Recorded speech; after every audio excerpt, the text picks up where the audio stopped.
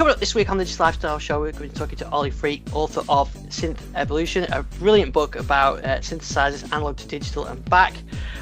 Load all the images in there. We're going to be talking about how he created the book, how he researched them, what was the inspiration of the book, his posters, and some of it his favourite synths. So we're talking some synth history as well. And he's got a brilliant project as well called Synth Tracks, where he's trying to document synths used on particular tracks, like a Wikipedia type thing. Sounds absolutely brilliant. So you're going to really enjoy this chat with Oli. So let's get straight to him.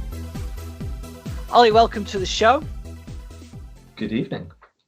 And it's great to get you on the show this week because I caught up with you at Synthfest.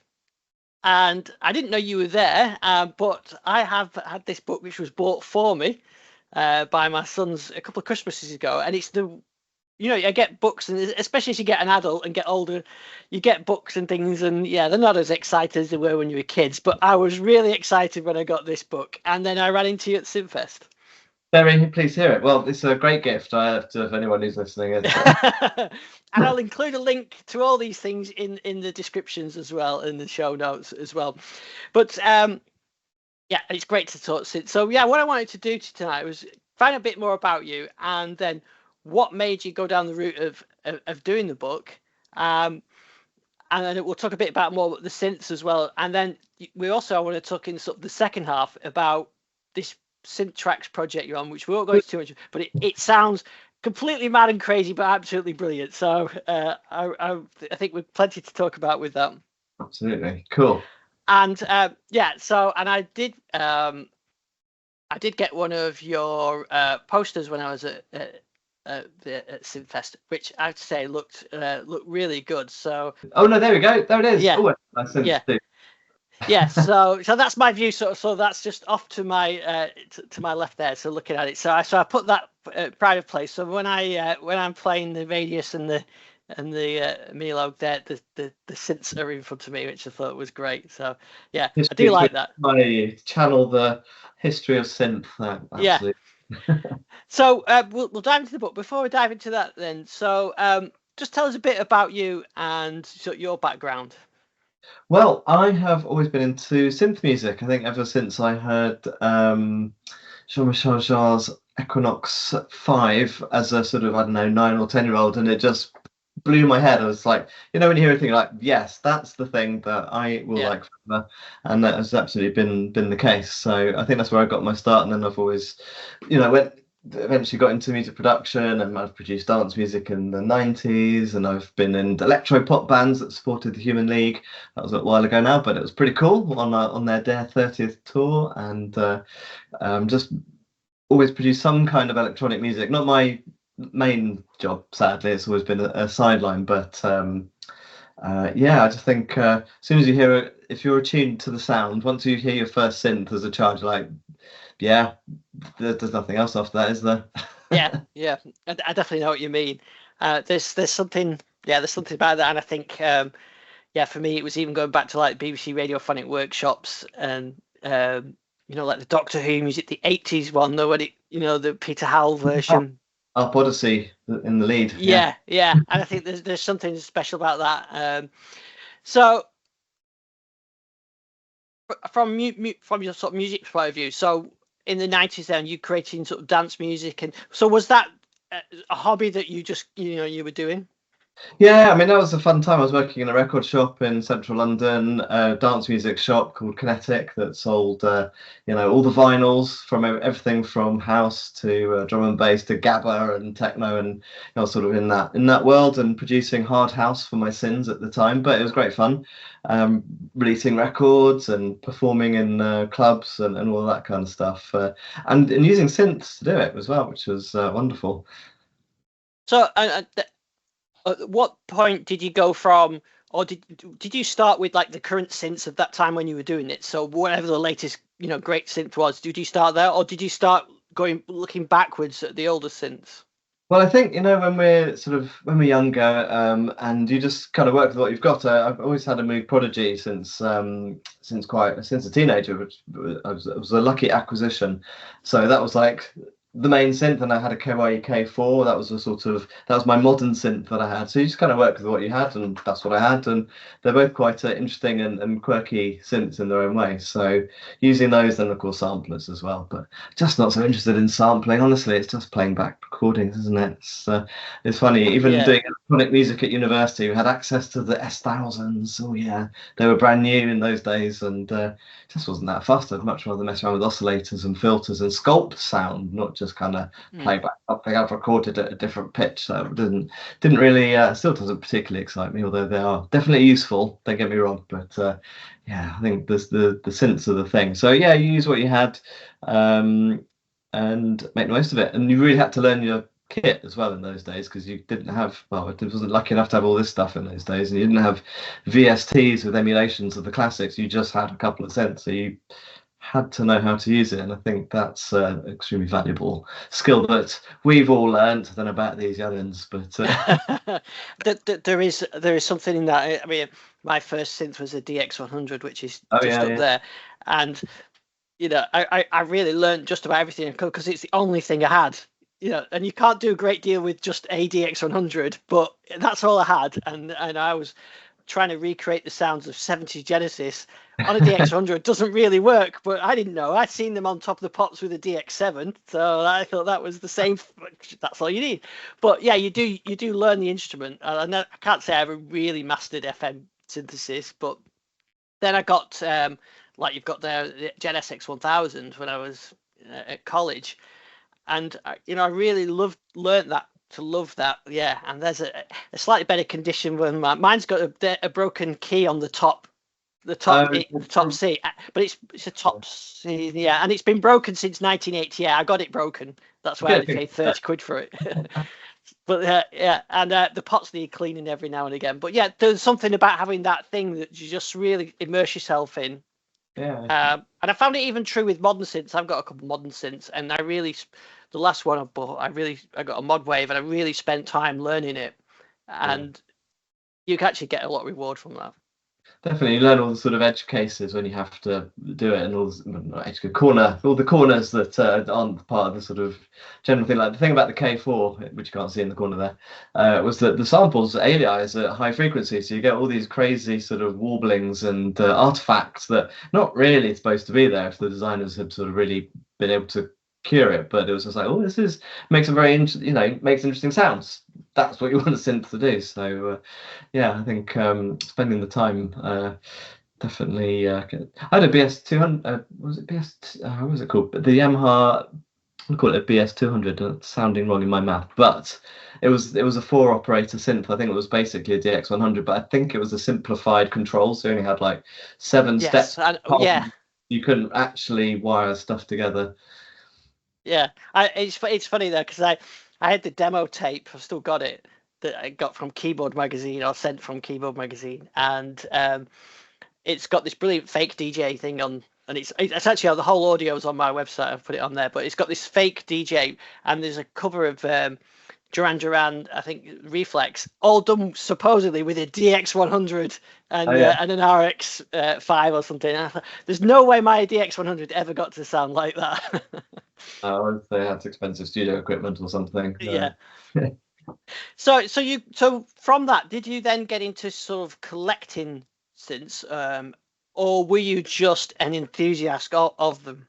I've never really collected them to us. I know that I keep pointing behind me because it looks great on screen, but to be honest, half of these aren't even mine, and I've never really collected them, which is a sort of strange thing. I suppose they're quite expensive, but I just like the sounds they make. So whatever I happened to have at the time, I enjoyed using, and I think it's the use of them that I've enjoyed the most. But then I did get into that sort of. I suppose I've collected them by drawing lots of pictures of them, so I feel I've encompassed the synth world. I wanted to understand it. I wanted to know what had been made, the sort of history of it, or all of that kind of stuff, which I think is where the posters and books come from. So I've never had a big physical collection, but I've definitely enjoyed and made music with the things I've had. But sort of balance the two things. Yeah, can't collect the real things. I'll just collect pictures of them. That's been my approach. So was that the inspiration for the book then? The pictures. It was in a way, because the first thing was actually the poster back in 2019, I think. And I just had this idea that I wanted to show, for some reason, how the early modular synths were massive, and then as technology improved and became much smaller in the 80s with the DX7, they got smaller. I thought it'd be great to show how that sort of transition from very big things to quite small things happened. So that was kind of what I wanted to show on a poster, but I quickly realized you can't do them to scale because the modulars are way massive. Yeah. So everything ended up being kind of the same scale, no matter what their real world size. But once I'd started down that path of doing these hand illustrated images and sort of arranging them on a poster, it was just sort of inevitable that it had to be complete. So that was step one in the journey. And then you decided to go down the book, to collate all this into a book. Yeah, well, I think once I'd done the big post, and I'd got all the information, so I've got all the illustrations, and I've got the sort of basic facts, how many oscillators and the polyphony and synthesis type, and it was absolutely fascinating. I loved researching it all. It was really, really great. And then I'd done done the smaller one that you showed then, which was like a subset of the big poster. And I was like, well, I've got all this info. I don't know quite when the inspiration hit me. I was like, got all this information. How hard could it be just to turn it into a book? Because I used to love reading Keyfax series by Julian Kolbeck. Yeah, this Keyfax 2 and 3, or was it 1 and 2? I've got 3 up there, but this is the one that I love the most because it had the mono synths in. Exactly, and me and my friend Ralph, now Raphael, who he's actually a sound designer at Rowley, but we used to spend school lunch times poring over Keyfax 2 and 3, I think they had, going, all these beautiful synths, and to be honest, I feel I sort of recreated Keyfax 2 in illustration form and sort of with a slightly different focus. So I think Keyfax 2 is very much about its personal view and the cost of them and how much the resale value and stuff like that. But went a slightly more directory kind of approach. Well, they were all directories. It's kind of it's a homage to that. I didn't realize that's what I was doing at the time, but you go, oh yeah, that's what I've done. Yeah. When I was at school, and now I've gone and made my own version. I'm just gonna they have all the prices in here, and some of the if you wanted to get a second hand, I'll flick through like an SH01. You could probably get one for £150 now, according to the book. That was 1988, I guess, or something like that, wasn't it? But that was that transition. I think you're probably similar to me. All the digital synths come out, but it was the mono synths that got me really interested in all the really quirky things, and I think you've captured them in the book really well. Yeah, well, I think those were the original. Those were the originals, but that was more interesting to look at. Let's be honest. They had knobs and faders, and they looked exciting. They looked exotic, and especially when you look at the modulars with all their patch cables. There's definitely, there's still a romance to all of that. I mean, we're all a sucker for this sort of stuff. Yeah. And digital synths obviously are great, have their place. I'm not going to diss them because they make great sounds, but they're just not. I mean, to be honest, I sort of stopped the range, and there were a couple of reasons for stopping in about 1995 in the book, which is some people have said, why did you stop there? It's a bit arbitrary, but I think partly it's because there's just a load of Korg workstations that weren't very interesting to draw. I was like, they all look the same, and they kind of just sound, standard and great, but they don't have the sort of the quirkiness of the earlier. I'm trying to think of an example. Any of the earlier mono synths, take your pick. Yeah. So. Yeah, and I think, but in the book, the way you've done them, you've got the little. So you've got the drawing. I mean, you've got the drawings are really nice as well, and they've got the character. You've captured the character of them, but you've also got a little bit of the info and the year, and then a bit about the company as well. So, how do you go about researching it all? Well, it's a good point. I mean, there was a lot of information. I mean, I've got all the sort of standard reference books. Got the SynthTrax books. You've got the vintage synths by who's the Mark Vale. That's over there.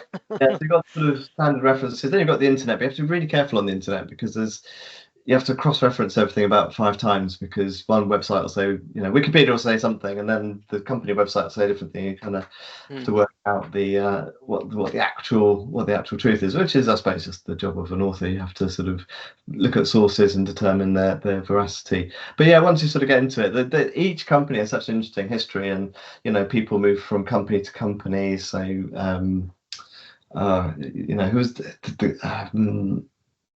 to remember the guy who went to Akai, having worked on the Roger Lynn, having done the Lynn 9000, went to Akai and did the MPC 60 because he sort of failed with the 9000, made the company go bust, but had come up with that grid pad sequencer workstation concept, which then of course made Akai completely world dominating for a good while with that technology, but they're still making them.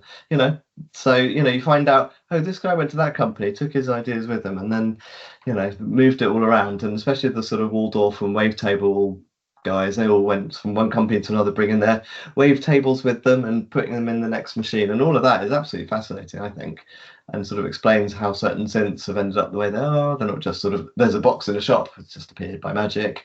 There's the history, and often people with experience have gone from company to company to create these things in their latest incarnation. So yeah, and some of the ones that I found really interesting were the ones that I didn't necessarily know that much about. The really small companies that maybe even small, like Electro Harmony, or Wasp or something. But the small ones. But there's background stories in the book that I didn't realize how these were all joined together and connected.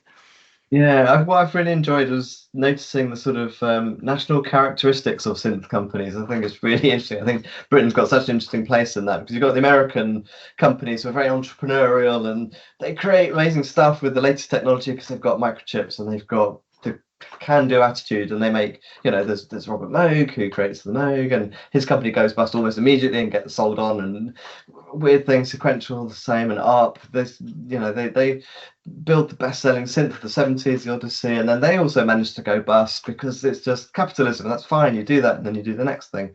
And so there's this kind of great mercurial spirit of American synth making that innovates all the time. You've got the Prophet 5, first sort of sensible analog polyphonic synth, and so that's all great. But then you've got the Japanese companies who are also doing stuff really interesting, and in my drum machine talk that I just gave at SynthFest, it was really fascinating to note that both Korg and Roland had their starts as drum machine companies under different names. For most of the 60s, they were just making drum machines, although Acetone also made amps and things.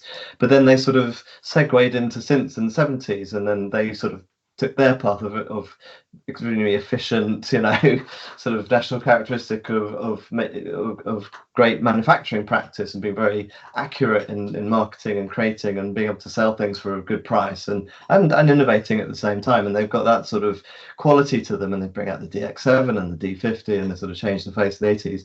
So that's those guys.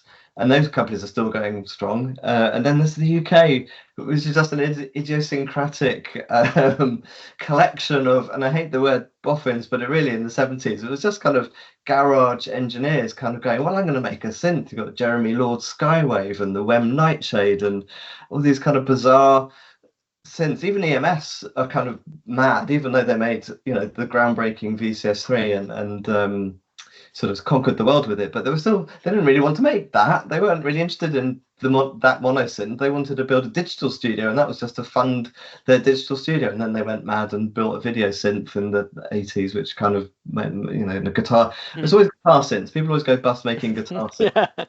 And ARP all faltered at the so anyway, big rambling speech there, but it was really fun noticing that, there's these sort of British companies that make one synth and then disappear. American companies kind of persist, but they also go bust and get bought up and do mad things. And there's Japan has been very efficient, and then there's Europe, all these sort of electronic organ manufacturers like Gen. The oscillators in the SX1000 are actually square wave organ oscillators, and they had to do some wave shaping to make it be more like a synth. So all these things are really fascinating once you get into it. Hence my 10-minute ramble there. I hope that was interesting. Well, it is fascinating, and that is the thread that you pick up from the book as well. But then you've got other sections in there. You've got drum machines in there as well. And you mentioned your talk. I really enjoyed your talk on the history of drum machines, but you do devote a good section in the book to those drum machines as well, which is interesting to me as the synths, because they've always gone together for me. Yeah, so I sort of definitely wanted to focus on synths. I almost made a very bad decision not to include string synths because I was like, they're not proper synths. They're just divided up. Like, that's mad. Obviously, I realised that would be a very foolhardy and not at all true. But I just couldn't do all. You know, there are so many thousands of drum machines. I mean, there's a but maybe there's scope to expand the sort of drum machine section, because again, it's really fascinating, as you know, because of the talk, and people haven't heard it. You know, this story from analog to digital, and you know, that 20 years of innovation from the it's electromechanical crazy box for home organists with its rotating wheel and presets to the TR-808. 20 years, you know, it's crazy. So all of that's fascinating as well. Samplers are good too. I know I was dissing them earlier, but I would do a good set of samplers and how bit rates and sample rates and all that stuff. And actually, one thing as well, which I thought was really interesting, was the subtitle is from analog to digital and back, because that's the key thing that happened. So in the days of key facts, it was analog to digital. You know, forget the analog, because like in book 3, there is no monosynth section, because Julian thought, well, no one's interested in those. But you cover that era where we did go back. Yeah, well, that's what I was saying before. When stopping in '95, it wasn't just because I don't like Korg workstations. I do, they're great. But it also because that was the start of virtual analog. So I felt that it started with analog, true analog with transistors in modular synth in the 60s. Then you've gone through that digital revolution of the 80s. And then you could model analog circuits in software. And that seemed like a sort of neat story to tell. So that's why it sort of stops around 95-ish, because of the Korg. My mind's gone blank. What was the Korg? Prophecy, was it? Yes, exactly. The Prophecy, but also there was the Novation and the Yamaha one as well around that time. Mine's gone blank on those for some reason. But anyway, you know, once they'd sort of, it's like, well, that seems like a good point to stop. Plus, there are so many other synths after that. You've got to stop somewhere. And maybe the year 2000 might have been a more round place to stop. That might have been more. No, but I think you're right though. It's a neat bookend. It's a neat, you know, analog, digital, and back is exactly what you're covering, and it's the most interesting period for a lot of people. And so once you get post 95, you're recreating all the synths. I've got an MS-2000 there, which is from 2000. It's recreating the sounds of other synths that were in the book effectively. Although they're now their own thing, but you know, they are looking back. Yeah, and I think it's hard to sort of invent brand new synthesis types by that point. Although there was some noble efforts. The Hartman Neuron of 2003 was this mad. It's sort of anticipating AI in a way, because it was a resynthesis synth. You could put in a sample and it would create a model, a mathematical model of that sample using neural nets, if you've heard of those. But it apparently wasn't particularly great. It was a bit ahead of its time, I think. It was a very ambitious thing. But, you know, there aren't really many other things you can do. You've got sort of waveforms, you've got wave tables, and you've got sample playback in various types, and maybe a bit of modeling. Although the Simplant, the new VST by who makes that? But that does that sample resynthesis thing, but in a much more user friendly and probably a bit more effective way. But yeah, I think, how many other ways are there to make sound that are going to be sort of commercially viable, because all these companies want to sell synths? And yeah, by that point, most of them, we forgot to mention FM and additive synths, but you know, I think those are the main buckets of possibility. Yeah, and even it's funny, even in the time we've gone analog to digital back, and we're also going back to digital as well with, you know, there's FM synths available, you know, OP6 and things like that, where we're rediscovering the digital sounds as well. Yeah, everything goes in cycles, isn't it? FM sort of definitely killed analog at the time. And then when analog became trendy again, everyone was like, "Oh, digital's dead. Forget that awful stuff, coal and whatever." And I was like, "Oh well, hang on. It's actually no. It's very good. It does exciting things. And if you're into sound design and manipulating things, then yeah, it's as good as anything." And did you find that when you were going through doing the research, there was certain synths that actually really stood out to you as these were really influential or game changing synths? You mentioned like the DX7, but as going back through the analog ones. Yeah, I mean, it's hard to not just sort of recite the ones that people would probably think of, but for good reason, because yeah, the Moog and Buchla modulars kind of invented synths in the early 60s, so they're kind of important. And of course, there's that whole fascinating East Coast, West Coast with a keyboard, never use a keyboard, be creative sort of approaches that are still kind of persist even to this day.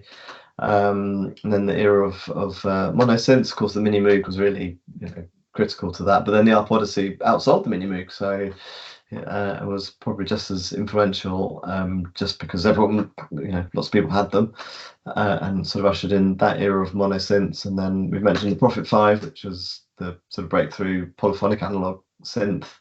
I think the CS80 might have been earlier, but I don't think many people had access to those apart from Vangelis. Yeah. Yeah, DX7. And Paul McCartney on his Christmas songs, of course. Yes, well.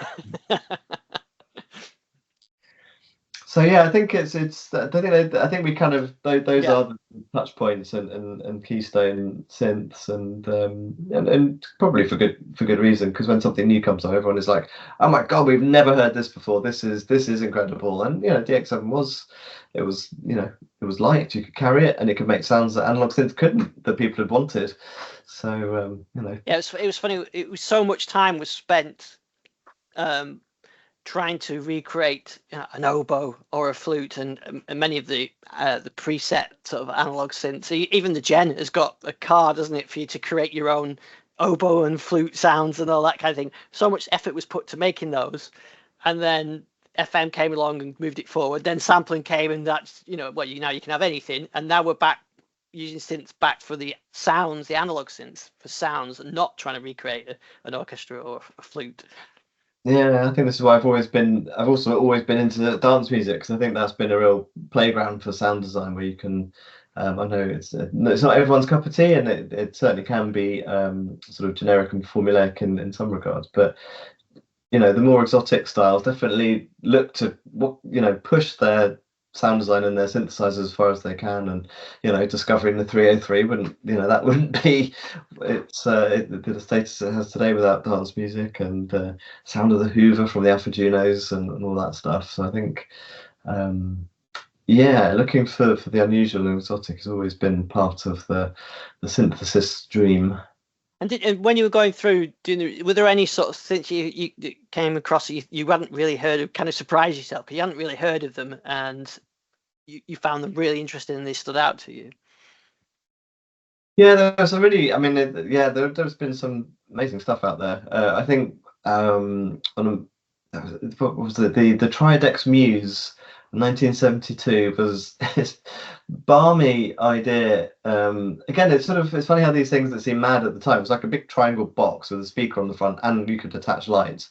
And it was made, I think, at MIT by Marvin Minsky, the AI researcher, the sort of whatever they called it in the 70s.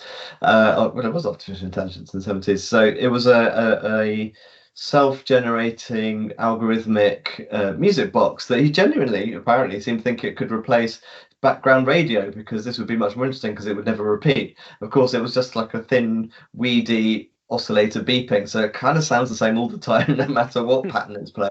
But the idea and ambition is quite impressive, and also clearly didn't change the face of music as we know it, but did anticipate other aspects of algorithmic music generation or other ways of thinking about the classic sort of techno thing of just make a random sequence from your sequencer and make it sound good. That's your challenge.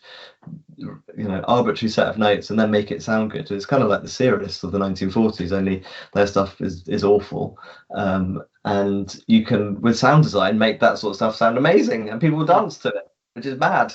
Listen to some dance music, you think, God, people are, from who were doing sort of progressive sound design in the 1940s would have gone, what is going, what? The sounds are incredible and beyond what I could possibly imagine. And people are genuinely dancing to this like they have, time of their life. It's such a weird juxtaposition. Yeah, yeah. And did you find you had to sort of contact any of the manufacturers, or did you really have to delve deep in to get some of the info that you needed? I didn't have to do that, though. I probably would like to have a chat with these manufacturers. It'd be great. I did. Yeah. There was a picture I got for the drum machine talk of the founders of Korg, or KO, as they were originally called, or Kato and Esonai, which could not find a picture. Kato stayed with Korg all the years, so loads of pictures of him. But Esonai, who was the accordion player in Tokyo Club, who was using a Wurlitzer Sideman and thought it was terrible, and said to Kato, "We should start a company to build a drum machine that's better than this, because I hate this." But finding a picture of him was impossible. But I did get a picture from Korg of the three, the two founders and the third guy, Fumio Maeda, who invented their first electronic organ, which then became their first synth. So that picture was a little bit of a nice find, and also because it turned out Korg had started making like a synth accordion again, kind of in honor of Sonai, who was the founder of Korg. So they've kind of gone a complete circle. They had an accordionist set the company up, and now they're sort of, it's a sort of what's the word? It is a tribute to him, that part of the reason they've done it as a sort of tribute, which is rather nice. And you mentioned you're not a sort of necessarily collecting them, but when you're going through, is there any you thought, I want to get one of these synths? Oh God, that's an impossible question, because every one of them are like everything has something to offer. So you'd love to. Although I've opened the page up at the Roland G20, maybe I'm not so fussed about that. But, some of the French ones, like the RSF modulars in COBOL, they have a reputation that I would like to. Polycobol, isn't it? It was quite an exciting thing. I think someone's making a clone of that, but I can't remember who. So you come across these ones that I think the rare ones where you go, this has a kind of reputation, but no, hardly anyone has ever seen one. Those sorts of things, I think, would be the ones to really to go after. So I'm having to sort of flick through to see if some of the PPG made some interesting things back in the day. Yeah, there's so many companies that I've never really heard of, like Polyfusion. But then you read, it's set up by ex-Moog employees. So there's a reason that it kind of existed. They made one synth, and that apparently was that. That would be interesting too. I know. So yes, and then it was relaunched. Anyway, get distracted reading my own book. Sorry about that. So, there's a reason for all of them. There's something like, what would that be like? Yeah. So you kind of get drawn into it. I mean, that's exactly what I was reading through it, and I said, I'd like to try one of those. I tell you what, though, the Korg, what's their mad polyphonic thing? The MS 3300, I think it is. Oh, the PS 3300. 3300. Yeah, a genuinely 48-note polyphonic synth with 3 oscillators per note to give you the full polyphony. Yeah. I mean, that just sounds absolutely batshit crazy. What did that sound like? How did you even control it? Was it possible? I mean, obviously you would have one knob per, the filter. It wouldn't be sort of completely insane, but just the ambition to build that is impressive. I don't think anyone else has ever done that. Even the CS80 sort of distributed its limited number of oscillators to the polyphony available. It didn't try and give you complete 48-note polyphony. I mean, that's because that's the Korg are recreating that one. They had a mock-up, didn't they, or a non-working version of it at Synths, but they're actually going to sell those. Yeah, I know. That's great. I guess the sort of oscillators these days you can get on a chip, and they're generally analog, but they're just a lot a lot smaller and a lot much easier to manage. Perhaps, I don't know. But it's I must admit I really enjoyed it, and it did take me back to reading key facts. I think that's what I really liked about it. But but also the images as well, which are great. So I think it's a brilliant book, and I want to see what you work on next, because and I'll drop the hints to my kids again, because it was one of the best books I've received for some time. Oh, that's very kind of you. Thanks. And it's always nice to hear people enjoy it, because it was great fun putting it together. And you just want to share the sort of, the synth community is all about sharing and celebrating these things. So it's lovely to have that, sort of received in kind, as it were. So that leads me on to the next project that you're working on. So we were talking, and you sent me the links to it, and I noticed you've got you've got the site with all your posters and books on, but then you had this other site that you sent me, Synth Tracks. Yeah. All the synth used in all the songs. So you've not gone for you've not gone for a sole scope there, have you, with this project? Well, you just want to know what synths are used in which songs, right? It's just like that makes sense. And all of that sort of stuff. And I just thought it's sort of the equivalent, I suppose, of who sampled who, but for synths. And I wanted to organise it by the synth, not the song, because I think you want to look up the Minimoog and see all the songs that you, which is obviously insane because you couldn't do it because there'd be thousands, and that's mad. But what it was also a bit of a reaction to having done a lot of this research, and you read. Someone writes glibly on an internet site, Peter Gabriel used the Pyre programmable drum set on Games Without Frontiers, and then you sort of dig a bit deeper, and he didn't. So it's like people just repeat these things ad infinitum, these kind of myths about which songs use which synths, and I just thought it'd be good just to have that list, but back checked, or at least as accurate as is kind of possible. I mean, these things are always going to be a bit prone to issues, but I really wanted that any entry on this website for, say, the Arp Odyssey that we're looking at there. If it's Chameleon, you want to know that either you got a video or photograph of Herbie Hancock actually playing the Arp Odyssey, playing the riff, so that it was definitely that, or possibly sleeve notes, although I guess they can be a little bit unreliable, but it's not a bad start, or then quoted in an interview saying that it's used it. So proper journalism, where you've got a reference, so you can say, yes, we, as far as we can tell, it was that synth on that song, and not just repeating a whole load of these blooming websites where they go, all the songs that use DX7, and you're like, how do you know that? Where's the proof? And I sort of wanted to provide the proof as far as possible. But it's an insane idea, because there are a lot of songs. A lot of songs have been written over the last 60 years, I've noticed. A lot of songs are a lot of synthesizers. Yeah. So my hope was, and it hasn't really played out, was that it would be a collaborative effort. So as you can see, it's a sort of wiki site, so that anyone can create an account and add synths to it, or songs, as long as they provide the necessary sort of proof, which I list out somewhere. But no one's done it because it's a bit mad, and I don't think it takes a lot of time to do this stuff, and it's quite complicated. These wikis are not that easy to. You have to sort of get your head into it and work out what you're doing. And I've done my best to. I've written a little article how to contribute, so you can see. No one, as far as I'm aware, has taken me up on the offer.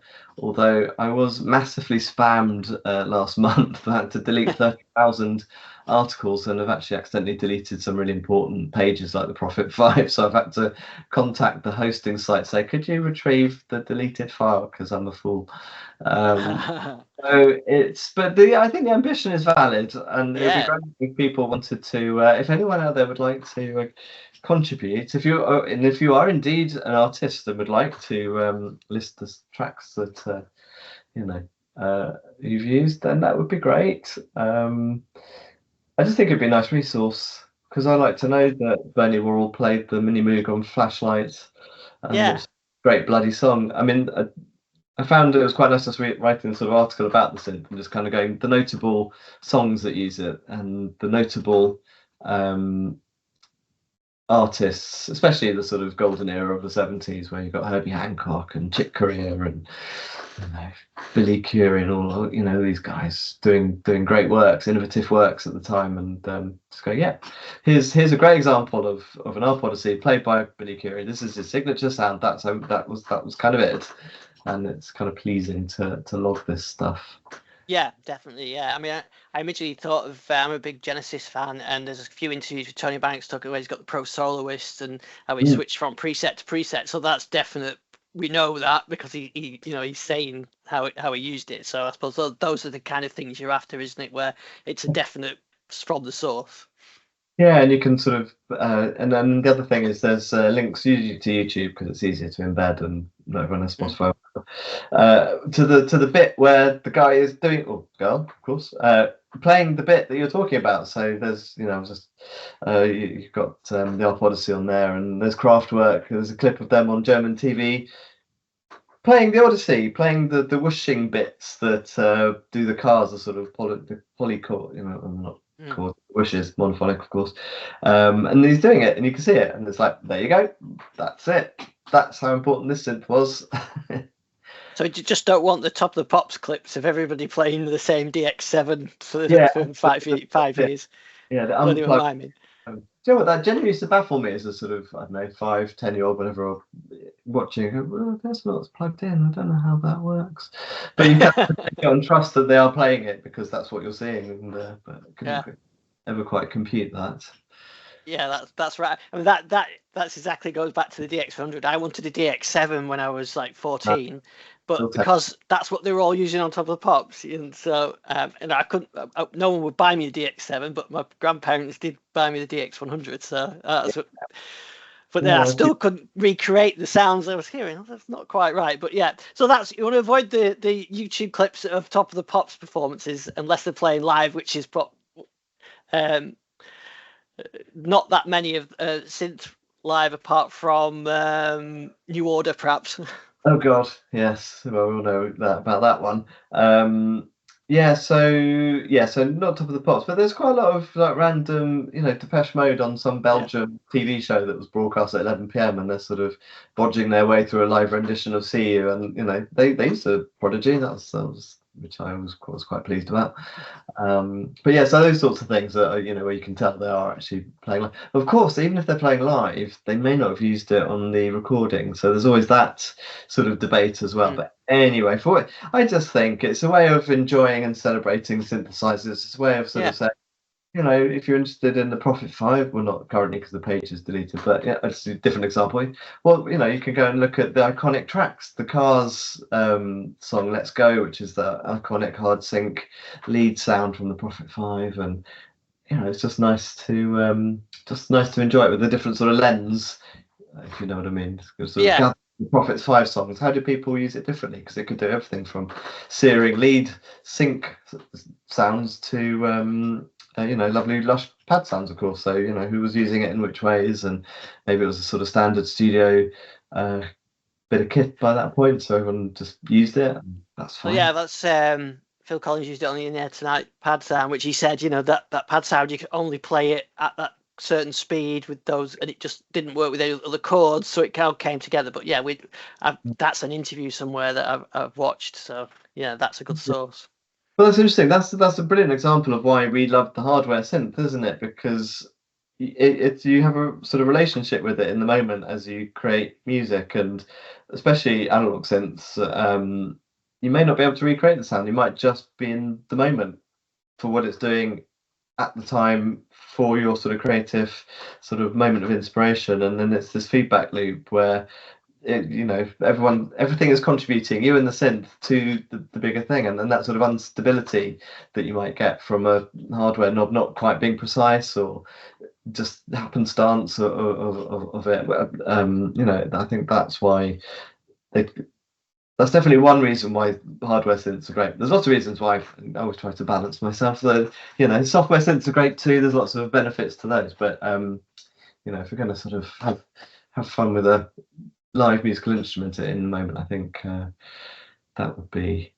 I think especially with the analog synths, it's the limitations, isn't it? That like say with that Phil Collins example, the pad sound would only work at a certain speed with certain chords, or a mono synth you're limited. So the Depeche Mode got mono synths, so they worked out this different way of playing it that kind of became the synth pop type sound, and those limitations that you get with hardware you don't get with software. I mean, if I were to start a new track and fire up my, I've got hundreds of different synths I could load in. Something you don't know where to start. Whereas if you sit down with, say, I'm just going to use that one here, and you come up with something you weren't trying to, you come up with something that's just a nice happy accident, and that's serendipity. And I think that's what's really nice about hardware. Yeah, I've always been really annoyed that I'm sure the Arturia Jupiter 8 is very accurate and great, and I've never actually, well, not for many years played a Jupiter 8. I did once when I was 12, and it was a spiritual moment. But you load up the Jupiter 8 and you play a pad sound. It's like sounds a bit like a pad. It's not very interesting, and because the controls are so small, there's no range in them, so you can't really feel your way into the sort of, and it just doesn't do anything for me whatsoever. I'm probably using it wrong, so I'm sure it's the fault of the user in this case. But I think if you've got a job to do, if you're you're producing music, you've got a deadline, you've got to get things done, then the plugins are great because you can just get on with it. They serve a function and they're well used for lots of good reasons. So we can be all snooty about our lovely hardware since we like, but if you've got a deadline, perhaps you just need a pad sound that works. Yeah. Whereas if you've got time to tinker and play around with the old synths, but of course then the old synths come at a premium price and maintenance, and it's something we've talked about some of the synth collectors on previous shows, is that you get an old Prophet or an old Moog or Korg or whatever, and you've got to maybe swap the battery, and maybe there's capacitors, so there's sort of that cost that comes with it all as well. Yeah, it is an expensive hobby for lots of reasons. So, but I think was it Sean who was saying sort of buys them knackered, fixes them, and then can sell them on, and you get to play with them, and you sort of have a continual sort of cycle of different ones coming in that you can sort of really get to grips with the range out there, which is quite a nice way of doing it. Yeah, I'm not so good. I'm quite good at the buying bit. I'm not so good at the selling on bit. That's my problem. And then I end up with shelves and full of stuff then. Although I did go through the drum machine phase. I always wanted a CR78. This is about 15 years ago, and I got one, and it was great, but I just couldn't really incorporate it into my setup. So I sampled it and sold it, and so it's nice that I've had one and played with one for a while, and it's gone to a better home now, and I can get something else. We tie ourselves up in knots with this stuff. Like I've got various synths I haven't used for years, and really not necessarily that special. But every time I think I could raise £200 for that and buy something new, and then I'm like, oh, but it does. But I might just use it one day, and then you do back to square one, you don't, and then it's there for another year. That's just silly need to do something more practical. But it's hard not to have a sentimental attachment to these things. It is, especially for some of the older kit as well. I mean, so in terms of the SynthTrax, so if somebody wants to contribute to the project, what's the best way of them getting started? So if you go to synthtrax.net, have a little browse, get a feel for the general vibe. There's generally a page per synth, and there's a table with the list of the synths, and you'd set up an account, and then there's my detailed how to contribute, which is probably a bit too complicated, but basically it's not that hard really. I'm making a big deal of it. You could just edit a wiki page, so you could just enter a line in that synth page, artist, song, link to the proof, so it could be an interview with the person, a photograph of them using it, a sleeve note on Discogs, whatever it might be, preferably a nice link to the song itself as a YouTube. Job done. I mean, it's actually quite a quick one to get used to it. If the page doesn't exist, so if it's a synth that's not in the list, yes, contributors create the pages? They should. I will have to go back. I will notice. Perhaps I will notice a new page and put the sort of illustration of the synth on there, so that looking all nice. But no, it'd be lovely for this to be a collaborative thing, and have lots of have it expand exponentially, and it will then be complete. All the songs with all the synths on it. Imagine that. What a reason. That's the dream. That would be a life's work. It's mad, but it's quite fun doing it every so often. You sort of do an evening of, I wonder what tracks use the CS80. It's too obvious, or something else. The RSO one. I don't know. and you go off on a little rabbit hole of YouTube videos featuring your favorite synth. It's lovely. It's a great way to spend your... Yeah, absolutely. And I'll just show. So this is the site Synth Evolution for the book and for the posters as well. So that was the other poster that you were telling us about, isn't it? That was showing on there. With the greatest hits version, so it's like all the top 100-ish, I think it's 99 iconic synth drum machine samplers on a little timeline there, so you can sort of trace your mini. And you've got the book in there, which and mugs as well. I think you should have some T-shirts of these, because these would do great T-shirts, I'm sure, as well.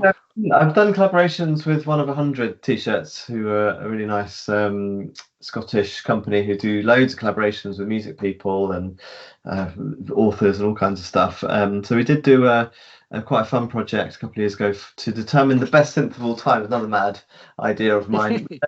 Those sort of championship things where you sort of replicate a World Cup. The World Cup. Oh yeah.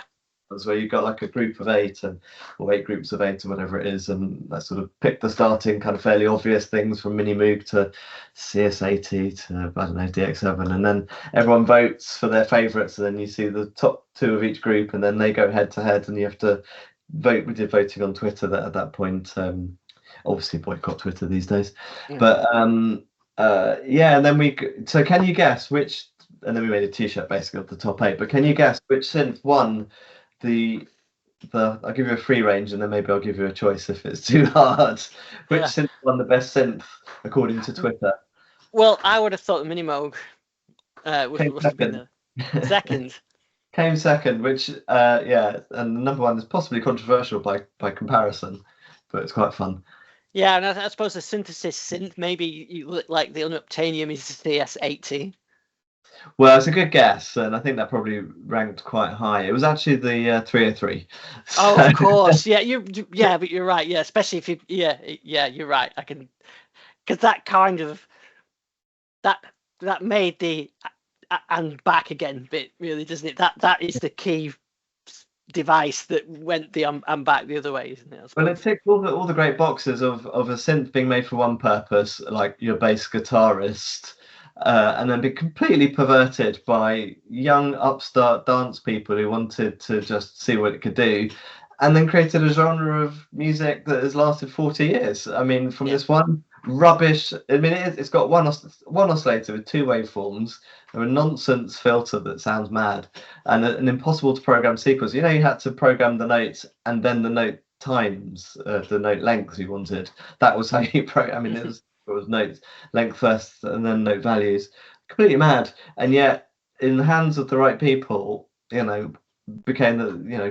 created entirely new genre that may not have happened without that one particular small ridiculous silver box. So in that sort of way, yes, it's quite limited in its sound, and it kind of only really does the 303, but it's had such impact on culture over the last 40 years that you can make an argument for it, although I think technically the Mini Moog is probably the better machine. Maybe, yeah, but yeah, it does make a good point, and I think it does sort of encapsulate the midpoint from analog to digital and back. The 303 is right on the peak of that, isn't it? I guess it was one of the first to actually be modelled in virtual analog synthesis as well, with the Rebirth in 95, whenever it was. So again, it does represent that loop, as you say. So there's always an angle. It's always fascinating. Yeah. Well, it's been great talking to you. I've really enjoyed the book. I enjoyed the talk, the drum machine talk. So I'll try and include a link to all this. And I think the SynthTrax project is ambitious but absolutely brilliant. Never know. Now we put it out there, we might find thousands of people piling in, and I'm going to have to, having said that, I know sources for the Pro Soloist. I'll have to back that up and actually find the sources. That's the key. You can't be, being a real journalist, there's definitely time consuming. You have to find your sources. Annoyingly, you can't just make stuff up. I mean, it's just not fair, is it? No, and that's where doing podcasts and YouTube videos, you can make them up. So yeah, you've got to be more diligent when you do it properly.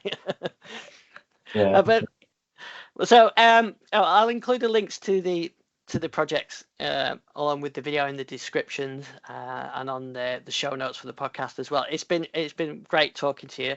I think we could talk hours about synthesizer history. Maybe on a future show we'll go through them one at a time and do that would be a great project in itself. Oh, not quite as big as your Synth Tracks, but almost. Yeah. Oh, breaking news, the support people at my wiki site tell me they've only got backups from October the 20th. It's last week. I deleted them ages ago. This is bad news. Oh dear, I'm going to have to rewrite my Prophet 5 page. This is very disappointing. A bit of breaking news for you there to wrap up our chat with. So plenty for you to do. Well, I'll try and sit down and find my pro soloist references, so at least I can maybe contribute in some small part. But that would be lovely. Please do. It's been brilliant talking to you, and we'll definitely do this again, and we'll talk more synths in the future. Yeah, I'd love to have another chat. It's been wonderful. So thanks for dialing me up, and let's do it again sometime. Thanks, Oli. We'll be back same time, same place next week. You can email me, ian@thedigitalifestyle.com. Thanks for all your feedback. See you on the next show.